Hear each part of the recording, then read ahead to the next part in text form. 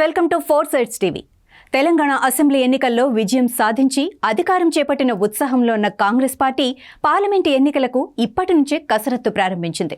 రాష్ట్రంలోని 17 లోక్సభ స్థానాలకు గాను 16 స్థానాలు దక్కించుకోవటమే లక్ష్యంగా కార్యాచరణ సిద్ధం చేస్తోంది.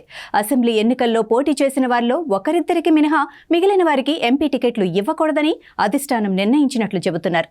అదే సమయంలో పార్టీ ప్రయోజనాల కోసం అసెంబ్లీ సీట్లు త్యాగం చేసిన నేతలకు మాత్రం ఖచ్చితంగా ఎంపీ టికెట్ ఇస్తారని తెలుస్తోంది.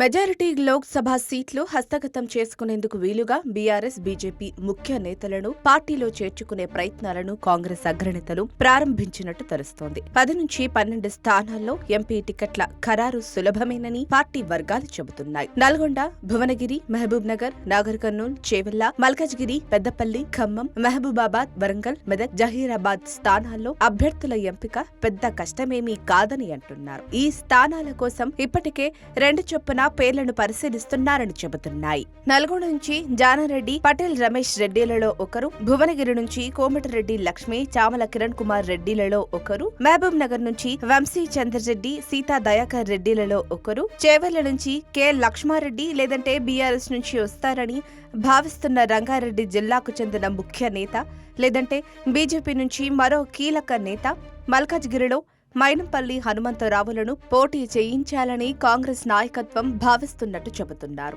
పెద్దపల్లి నుంచి చెన్నూరు ఎమ్మెల్యే జి వివేక్ కుమారుడు వంశీ లేదా పెరికా శ్యామ్, ఖమ్మం నుంచి వి హనుమంతరావు లేదంటే రేణుకా చౌదరి, పొట్ల నాగేశ్వరరావుల్లో ఒకరు, మహబూబాబాద్ నుంచి బలరాం నాయక్, విజయాబాయిలలో ఒకరికి టికెట్ ఇవ్వొచ్చని అంటున్నారు. వరంగల్ నుంచి సిరిసిల్ల రాజయ్య, దొమ్మాట సాంభయ్య, అద్దంకి దయాకర్ పేర్లను, మెదక్ నుంచి జగ్గారెడ్డి లేదా విజయశాంతి, జహీరాబాద్ నుంచి సురేష్ షెట్కార్ పేర్లను పరిశీలించవచ్చని చెబుతున్నారు. ఆదిలాబాద్, సికింద్రాబాద్, హైదరాబాద్, కరీంనగర్, నిజామాబాద్ స్థానాలపై ప్రత్యేకంగా దృష్టి సారించాలని కాంగ్రెస్ నాయకత్వం భావిస్తోంది. ఆయా స్థానాల్లో బీఆర్ఎస్, బీజేపీ నుంచి గట్టి పోటీ ఎదురవుతుందని అంచనా వేస్తోంది. ఈ నేపథ్యంలో బలమైన అభ్యర్థుల కోసం అన్వేషిస్తున్నట్లు పార్టీ వర్గాలు చెబుతున్నాయి. హైదరాబాద్ నుంచి అజారుద్దీన్ లేదా ఫిరోజ్ ఖాన్, సికింద్రాబాద్ నుంచి అనిల్ కుమార్ యాదవ్ లేదా నవీన్ యాదవ్, నిజామాబాద్ నుంచి ధర్మపురి సంజయ్ లేదా టి జీవన్ రెడ్డి, కరీంనగర్ నుంచి